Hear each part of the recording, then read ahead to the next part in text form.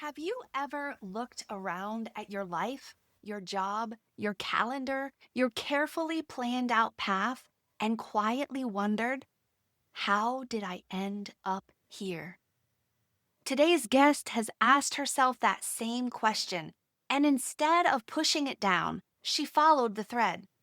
That question became an invitation to pause, reflect, and realign, not just once, but over and over again. She's a TEDx speaker, an entrepreneur, a coach, an educator, and someone who knows what it's like to go from burnout to grounded, from boxed in to fully expressed. Because sometimes your next success isn't about striving harder. It's about remembering who you are and living from that place. Welcome to Your Next Success, the podcast that helps you break free from paths that no longer fit and step into the life and career you were designed for. I am Dr. Carolyn Sangle, and around here, we don't believe success is one size fits all. We believe it's personal, powerful, and deeply aligned. Because the goal isn't to impress the world, it is to live fully as the person you were created to be. Today, I am joined by Kristin Hiemstra, an entrepreneur, TEDx speaker, coach, and educator who helps people reconnect with their potential and show up with more clarity, confidence, and emotional intelligence. She's the founder of The Art of Potential, has taught MBA students at NC State, and is known for her honest conversations, deep insight, and practical approach to real transformation. Kristin doesn't just teach alignment, she lives it. And in this conversation, you'll hear how. In this episode, you'll learn how Kristin navigated early career confusion and found direction through curiosity, the real emotional toll of misalignment and how she healed from it, what emotional intelligence looks like in everyday life and leadership, why fulfillment isn't about checking boxes, but listening to the deeper call, and how she's building something new, bold, and values-driven with the We the People community. Welcome, Kristin, to the podcast, Your Next Success. I'm super excited to have you on today. You've always been amazingly insightful and helpful, so I know that our audience will really love having you, so welcome. Well, thank you, Carolyn. I'm super excited to be here today. Like my favorite topic to talk about. Oh, great. This is great. Yeah, you have spent quite some years on that. So I'd love to kind of walk through a bit of your career journey, how you started, why you chose, even what you chose to study in school, all of those things. So help us understand more about you. Or actually, when you were a kid, did you have a dream job that you thought you'd want to do? So when I was a kid, I used to play school a lot. That was probably it. But I didn't have a dream job. But I would line up all my stuffed animals and write on my blackboard and play school. Nice. Did they ask good questions? I'm sure they did. And they were exactly questions that I knew the answers to, which is always a relief. Did you have siblings growing up? I did, but the age difference is pretty significant. One of my sisters is 5 years younger than I am, and the other is 7. And so when you're playing, like in that play stage, we weren't really. They weren't ready to be your students, basically. No, they weren't. Yeah. And they might have asked questions I didn't know the answer to. So there's always that risk. Okay, well then, as you got into high school and all of that, how did you choose what you wanted to end up going to college for? How did that come about? So I didn't go to college with a particular end game in mind. And while in college, I think declared 4 different majors. Declared, not like half-assed, like full-on declared.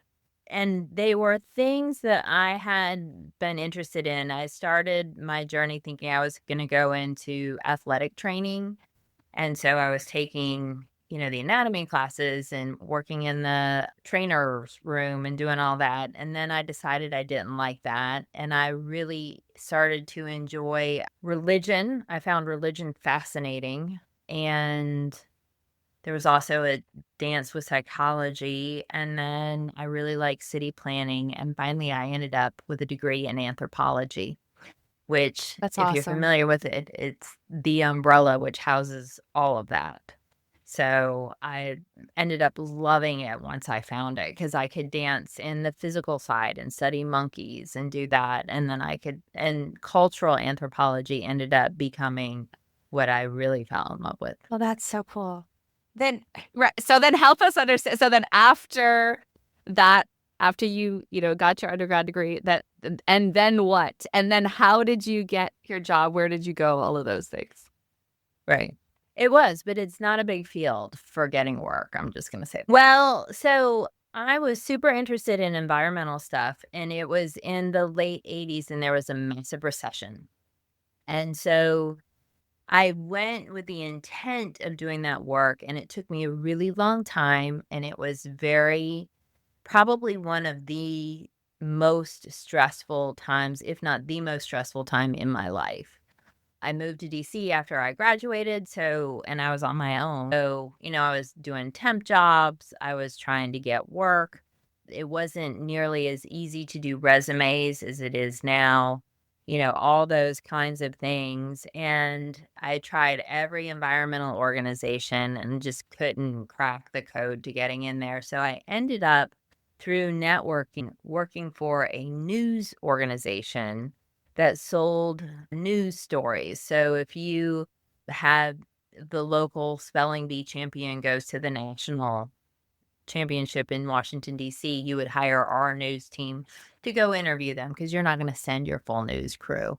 And so we were the Washington, group for that.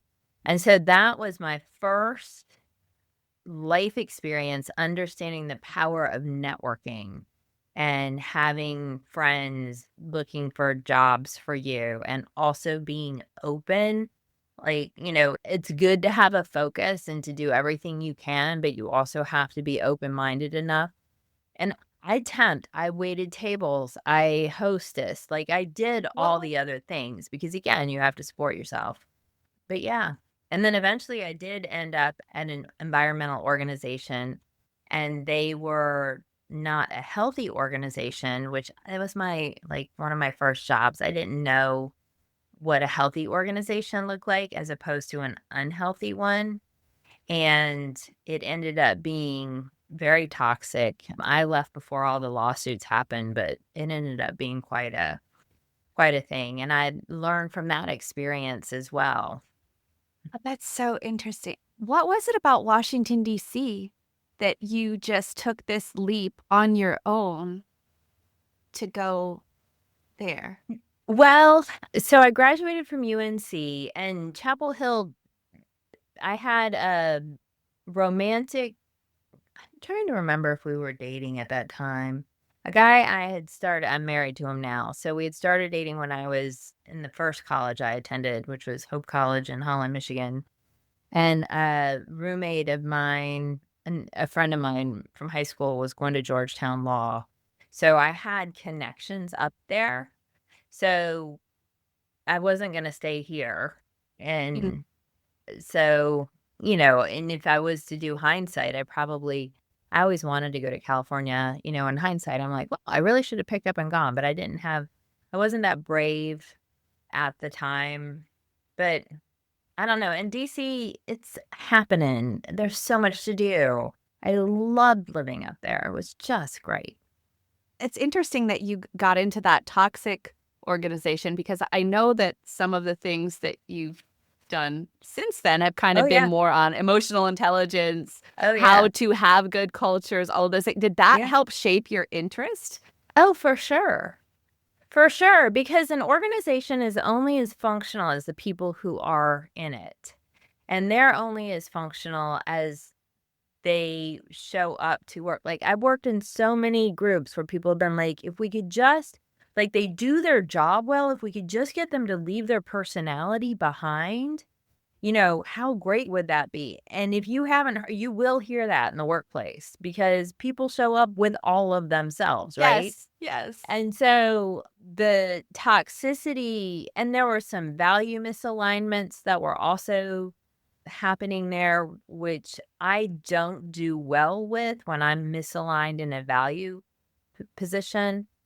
And I learned a lot, the toll it takes emotionally, physically, psychologically, all of that, because that's your life. Like Yeah. when you are that, you're spending all of your time with those people doing that thing. And then everything else is kind of extra. So talk to me a little bit about what was your experience with those tolls on the emotional, physical, all of that when you were in that toxic environment? What did it? I think this is something a lot of people don't understand and they don't realize because they're stuck in the middle of it. And Oh sometimes if they God. hear, but like for me, it was high blood pressure and Yeah. eating my feelings and Yeah. being so exhausted that I would numb out after coming home. And I wasn't yeah. the person I wanted. Definitely wasn't the person my husband married. And I wasn't the person I wanted my little people to see as a No. mom. But Yeah. how was it for you? What were your experiences? Similar, but at a different point in life. So one thing, I started really grinding my teeth. And I would have all these dreams about all my teeth falling out. I remember that so specifically. At that time in my life, I smoked cigarettes. So I was smoking, and people smoked in the office. So there was that. Then there's this, for me, it was a mental health cycle of self doubt. Of one thing I learned there is when you bring someone into an organization and you onboard them, you also really need to train them. And the training wasn't there. So while I was making mistakes, it was like nobody had taught. And then when I did, when they did train me, there still wasn't this time to figure out what I was being trained on, if that makes any sense. Yeah. Like, because you do what you iterate. Like, we were talking when we got started, you were like, this is a new platform for me. I'm learning how to use it. And it takes a couple times before you truly get something. Yeah. And so when I coach people, or when I'm talking about fixing an organization's culture or emotional intelligence, that's a big piece of it is, give people the time and the space to make mistakes without judgment. Yeah. So it was, and, you said numb your feelings. I'm sure I was drinking more than I should have. That tends to be my go-to for numbing. I know people have all kinds of, healthier ways or not as healthy ways. But yeah, all of those things for sure, because you take it with you. And then your self-esteem also really takes a hit in environments like that. Absolutely. And plus, even I guess at that kind of age and stage of development, for me, and maybe for you too, it took a while before I was separate than what I did. Right. And so my identity was so tied up Oh, yeah. in my job. Right. And if I felt I wasn't doing my best in my job, then I wasn't doing, and then like the whole worthiness thing and all of that was just all, and now I'm 100%. like, my worth is not in question. And here's what I do, but like that took Right. some growing. Well, but that's a life lesson, Carolyn. Like, that's a lesson. Like, if I could give the people the lessons I've learned and just give them to them, I would, because I don't want you to go through the same crap that I did. Sure. And you're kind of in the same, like, you've learned how to realize your worth and your value. And then the other thing I'll add is, when you come out, whether it's a toxic relationship, if it's a toxic relationship, whether it's personal, familial, work, it doesn't, friend, whatever, you still have some sense of PTSD around that. Yeah. And so that's also something that peels away over the years and, all that kind of stuff. So as you left that toxic place, or how did it go from DC then to school counselor? Like, how was that leap? Then I can't remember what I worked for. Another organization. DC has a lot of nonprofits, and I worked for an association and really hated the job and was so bored in it, and my husband decided to go become a teacher. And he worked on Capitol Hill. He was a lobbyist, and he decided that he really wanted to be a teacher. And this is the petty side of myself that I'm going to expose to everybody. But I knew that if he had the summers off and I had to go to work every day, that I would be pissed. And I knew that I wanted to have a career and also have the capacity. We didn't have kids at the time, but that was on the horizon. And I wanted to have time with them. Yeah. And in DC, where we lived at the time, if you worked downtown, it was an hour to an hour and a half to get to work. So you get to work by 8:30 or 9, then you leave at 5:30, 6, and then you have an hour and a half commute home. Mm. And so you're like on this gerbil wheel that's going so fast. And I did not want to be an absentee parent. And then I was like, okay, well, I'm going to go back to school, get a master's education. And I did both high school and college tracks because I like both of them. And I really enjoyed both tracks, to be honest with you. And then I knew I didn't want to be in a classroom. So it was like, okay, I don't want to be in a classroom. What do I like? Well, I really like talking to people. So how can I make that work? So that's how I ended up in there. It's interesting. And so how did you get back to North Carolina then? 9/11 happened, and I had 2 children, and I told my husband, I said, if you're a terrorist, you're going to come back and bomb Washington, D.C. You're not going to bomb, like, North Carolina, or his family lived in Albany, New York, or, you're not going to go to those places. So basically I said to him, we're moving. You can figure out where. You can do that, but we are moving because I'm not going to have this risk. Yeah. And so that was some negotiation. We ended up moving by my family, which was what I ultimately wanted, but he needed to make that decision, not me, because I had made the decision we were going to leave. But we looked at like Charlottesville, Virginia. We looked at Bucks County, Pennsylvania. Like we looked a lot of places. It wasn't like, like let's figure this out together. And then did he find a job first? And did you move here and then find it, and then he found a job and you found a job, or did he end up researching and then that's where hired, so that's where you went? We got into the hiring cycle for the school district locally. And so we both ended up with jobs in the school district, not at the same school, but we both had jobs in the school district for when we moved. We didn't move until we had jobs. Okay. At that point, we had children. So it's a little bit different when you can't walk out without insurance and all that kind of stuff.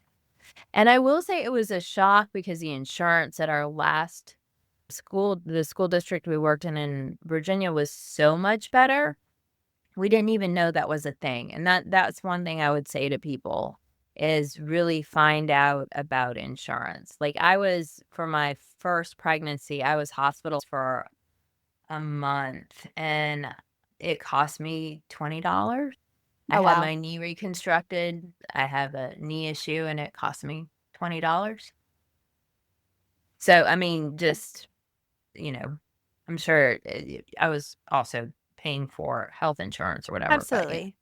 But yeah, the difference is amongst, I think even when we had kids, one of my sister-in-laws worked for a well-known pharmaceutical company, and her insurance was not as good as the insurance that I had for a regular old adhesives company. It might have been $20 to end up having emergency C-section and big hospital stay and all of that. And hers was not. And I was like, how does this make any sense? You're working for a company that deals with people's health all the time. Right. How is that even a possibility? Okay. So somewhere along the lines, you decided to have this entrepreneurial spirit as well, concurrently with some. How did that unfold? Well, And I think unfold is the right word. So even when we lived in DC, they used to have this great thing called Women's Information Network. And you could go around and talk to these fantastic women. And I took a class in how to be through them, like how to be a female entrepreneur. I didn't know what I wanted to do. I just liked the idea. And that was kind of a side hustle, right? I had my job, but I knew I wanted a side hustle where I had dominion over my time and my income and all that kind of stuff. And so it wasn't until, goodness, I ended up in another toxic situation that wasn't going to I had no power in that particular situation. And that's when I decided finally to go out on my own. Oh. So, And what did you, when you went out on your own then, what was the work that you were doing at I was that time? doing private college coaching. Ah, Yeah. that's And I'm cool. still doing private college coaching. It's been it's been perfect because I can do it as a side hustle. I can do it as my main. I can do it as a side hustle. Like Yeah. it's been a very good for me, a good fit. If I were to advise my younger self, I would say find something that has residual income. That's my mid-50s looking back and kind of seeing Yeah. the landscape a lot more. And that's the advice I just gave to my 22-year-old. So what Like, do you mean by residual income? Help people understand what that means. So there's a few ways that you can do it. So what really set this off for me is I have two very different friends. One of my friends makes movies, and he's at a position where if his movie does well, he gets residuals, and his movie just really knocked it out of the park. It's doing incredibly well. And I'm sitting there going, wow, for that year that he worked on that project, for the rest of his life, because this is one of those movies that's going to have a long thing, he's going to be making income from it. Uh-huh. So it's an investment that it's going to keep giving. The other friend of mine she has just a bunch of small rental properties. So for her, she's getting the income from the rentals as well as the property values increase. She's making money through that aspect as well. So it's finding, and investments can be residual income. Like, they just keep giving. There's lots of ways you can do it. I have another friend who she has a big full-time job in town, and she's developing storylines for Disney. Like, so there's lots of things that you can do to kind of find your own. It has to be something that you enjoy because but in a way where you're going to see the payoff for a long period of time. I get it. Imagine what your life would be like if your career aligned with who you are, what you do best, and actually fueled the life you want. At Next Success, we support all ages and stages through career transitions, from students exploring majors or careers to job seekers actively searching or reimagining their next move to professionals committed to self-awareness and leadership growth. Stay connected and explore what's possible at nextsuccesscareers.com and follow Next Success Method on LinkedIn, YouTube, Instagram, and Facebook.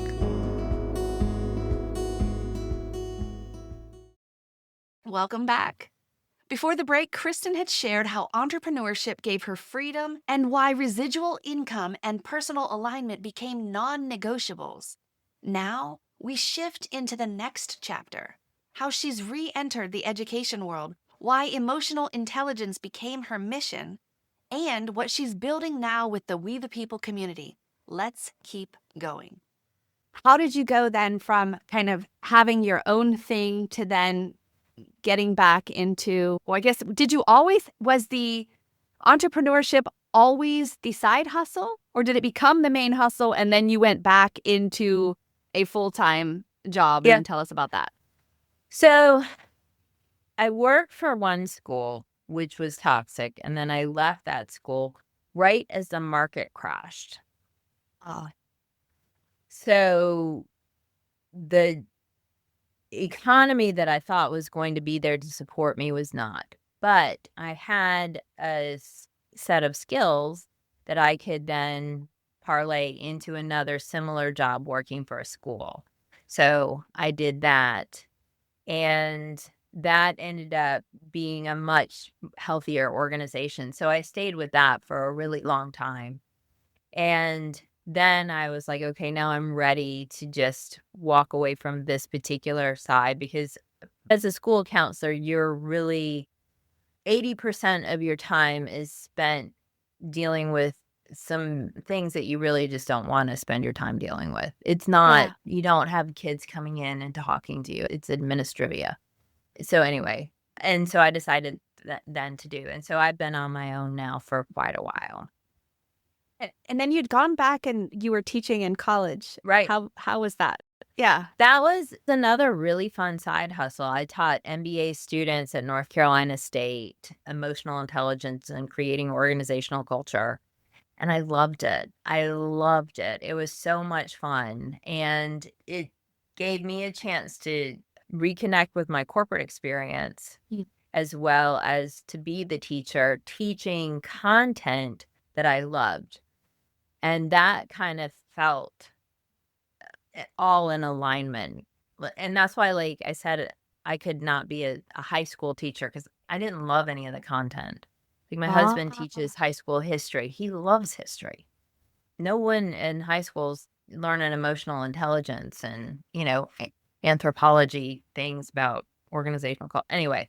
So that was really fun for me to teach those programs. And again, I got that opportunity through a friend who was a full professor there, and they were looking for people to offer these particular things for the leadership certificate, and I happened to fit the bill. Oh, that's so cool.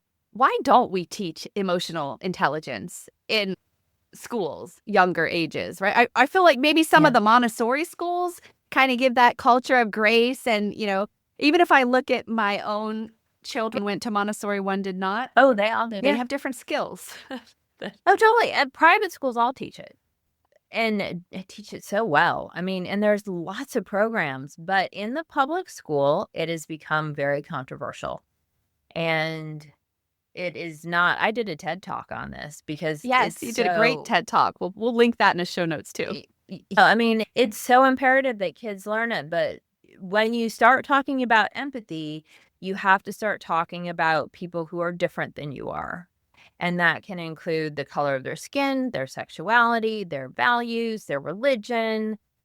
All the isms have to be addressed as you learn how to be compassionate and empathetic and, all of that. And for people who are in a difficult position, that can be very triggering.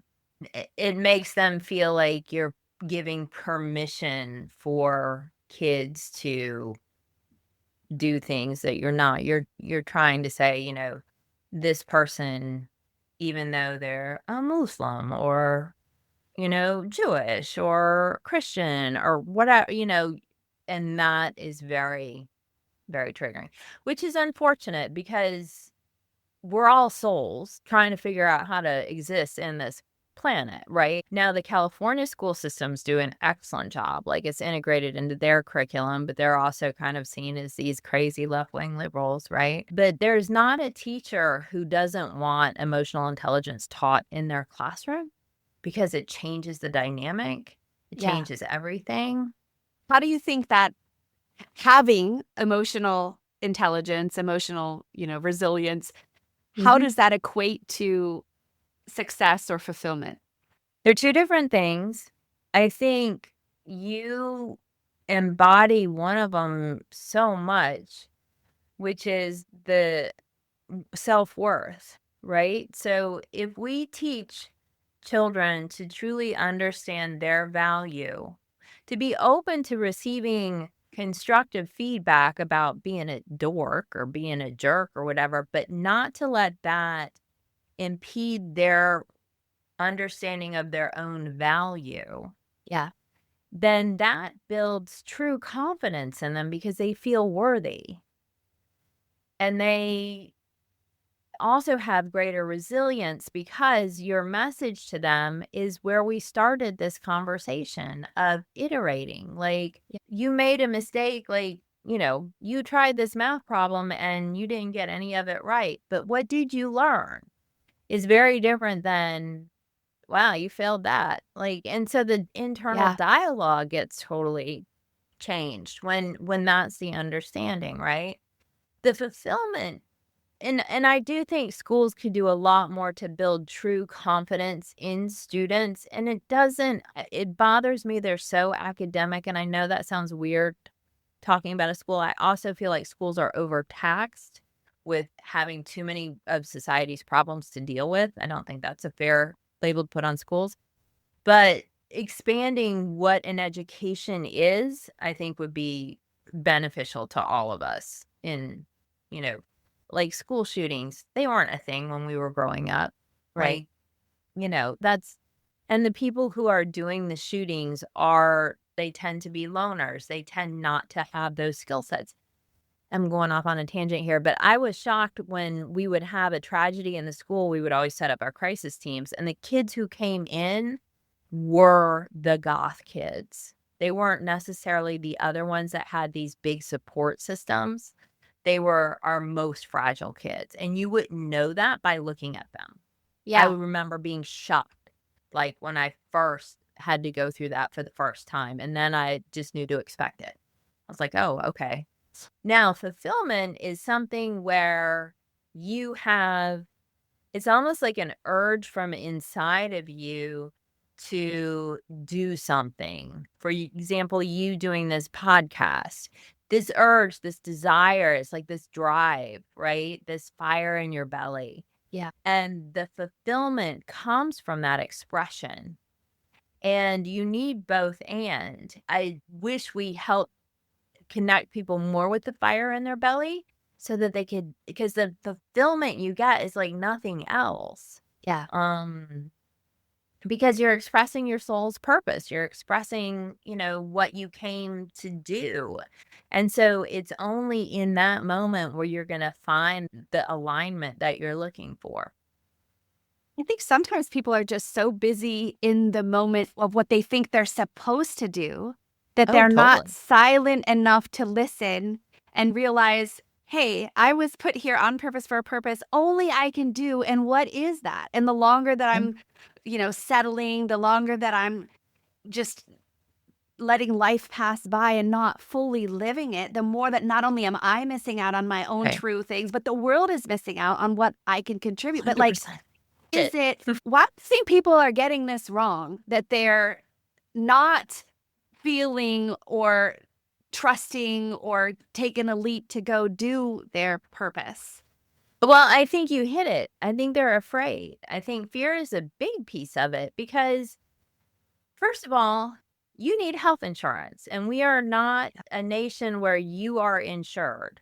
And Yeah. so you have no safety net. That's why I feel like those side hustles are so important to have an expression for that energy because you do have to support yourself. Yeah. And, I did a lot of research on organizational culture. I researched Denmark quite a bit because they are the happiest country. They had the happiest employees. I surveyed a lot of them. Most of them were 7 out of 10 happy at their work. And they have all these systems set up to make sure that the person is doing a role they like. And if that person loses their job, that they have a support system and ample income so they're not like, that panic doesn't set in. So I think until people feel safe, and it's emotionally, physically, psychologically, spiritually, because the other thing is when you're talking about somebody's soul calling, that quote in the Bible, light under a bushel, don't Yeah. put your light under a bushel. Yeah. But that light is also so fragile that the first time you come out with it, again, getting back to this iteration thing, it may not land with anybody. Right. And then you're like, oh, because you've taken a risk and you haven't succeeded and it's been something that's sacred to you and that hurts a lot. So you might like push it on the back burner. And then there's also the narrative in society that success is equated with finances or, having a lot of economic power. And so, like, I can't tell you how many bored, overworked, or how many people hate being lawyers. Like, there's a Yeah. reason that it's called, the job that people do that they hate. And recovering lawyer is a thing that, you find my nurse was a lawyer. Like, you find a lot of people who have done that. But I think to your point, not reflecting because it and there's also, I wanna add parental. I don't know who your audience is, but there are some cultures where the parents define what the job is going to be. You're gonna be a doctor, you're gonna be an engineer, you're gonna be and that's already defined for the student, and they just know what they need to do to follow in those footsteps. Yeah. I've experienced it. Not me personally. I've known a lot of people who, Right. spend a lot of time doing something, and even if they do it well, but Right, hating their life right. because they're acting out somebody else's definition of success, somebody else's definition of what their life could be, instead of fully embracing and stepping into their own. 100%. And it doesn't even have to be an intimate, like, it doesn't even have to be a parent. It can be society's idea. Like, you Yes. think, oh, society wants, I'm going to be an influencer. That's going to be great. Like, what is it? The only person that really should care is you. So, True. That's true. So you mentioned that before we got on this, that you're in the midst of a career transition yeah. yourself. Yeah. What's all that about? So, right now, as I look at the political system, it is broken, in my opinion. And I don't like it. And I was like, well, who's going to fix it? And I couldn't come up with anybody. And I was like, well, that means that it's something I can work on. Because the people that I see when I say who's going to fix it, to me, it's still locked in party ideologies. And most of the people I talk to on both sides believe that the system is broken the way that it's doing now. So I'm starting an organization. It's called We the People, and it's .community. I loved that I was able to get that website, we the people Absolutely. community, because community is, if you look at the founding fathers' intentions, that's really what it was about, like bringing together people in a positive way to self-govern. And we have abdicated a lot of our power as citizens. And so I don't know, again, going back to the whole iterative thing, I don't know exactly what it's going to look like.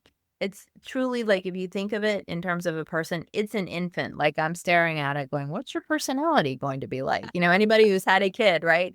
Your kid comes out and you're like, I don't know who you are. You're going to show me over time. And I'm going to. So that's the stage I am right now. I'm looking at it going, I know this is what I want. I want this so much.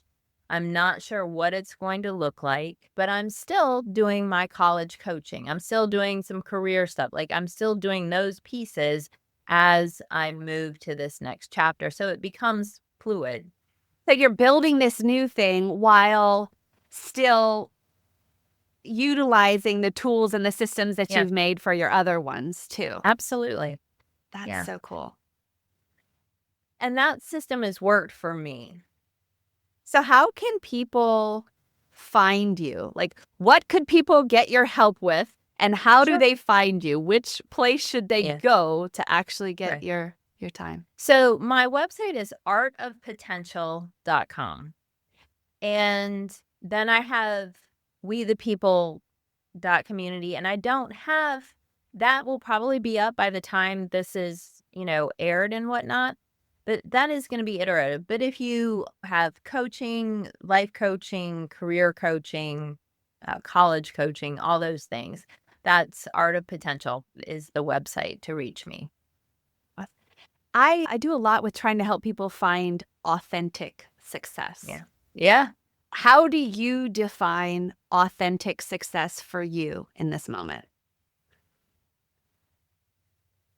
It's when I feel that I'm expressing what my soul's purpose is in the career format. I mean, I think we have many purposes, life lessons. Like, I think one of your purposes for being in this world was to learn how to feel worthy, right? Like, that's additional. But you're also part of your, there's a lot of mirrors to many facets of us. This career piece is also you, like, being authentic and expressing. You have this amazing skill set, and it feels like you're giving. It's the joy of the giving of what you have to offer is what I feel. Then you've hit your authentic spot when you're super excited. And we all know people who like throw up their gift on you and you're like, oh, I didn't want that, right? So you do have to find your tribe. Like, the people are going to resonate with it. Um, but that to me, and then the other piece I would say is there's an authenticity about growing and realizing we're here to expand and become more and to learn and give ourselves grace as we're doing that and give others grace as they're doing it as well. So that's where I feel like the authenticity piece is. And you can't be authentic unless you've done a personal inventory, unless you know what you're about. And it's trial and error as well as, a deep dive. Like, it's both and. That's true. Well, I want to thank you so much for being on this podcast, sharing a little bit more about your gifts and talents, your journeys. I'm here to normalize questioning your career and also support everyone with those stories. So, 100%. And the statistics as well as I do. It's about every 7 years. The 7-year itch it's a real thing that you see people starting to. There's a cycle that's involved. That's right. Well, thank you, Kristin, for being part of your next success. And I can't wait to hear more about your next success with the We the People community. Maybe we'll have to have you back to update everybody on how that goes in X period of time. Let me get a little bit. I'd love to talk about it more when I know more about it. If this conversation stirred something in you, don't push it aside. That pull you feel, that whisper, it is not a coincidence. You can connect with Kristin at www.artofpotential.com or explore her new initiative at wethepeople.community. She's a TEDx speaker, coach, educator, and someone who has walked the very path she now helps others navigate with wisdom, depth, and grace. And if you're ready to align your life and career in a way that finally fits, visit nextsuccesscareers.com to explore tools, coaching, and courses to guide you forward. Kristin, thank you so much for sharing your heart, your story, and your insight with us. It is such a gift to hear someone speak from lived experience, not just knowledge. And I know so many listeners are walking away with more clarity and hope today. You don't have to keep performing a version of success that leaves you drained. You don't have to wait for something to break before you choose something better. And you are not behind. Your next success isn't somewhere far off. It is already within you, just waiting to be lived. Thanks for listening. I am grateful that you are here, and I'll see you next time. Keep going. You're not done yet. Thanks for listening to Your Next Success with Dr. Carolyn Sengel.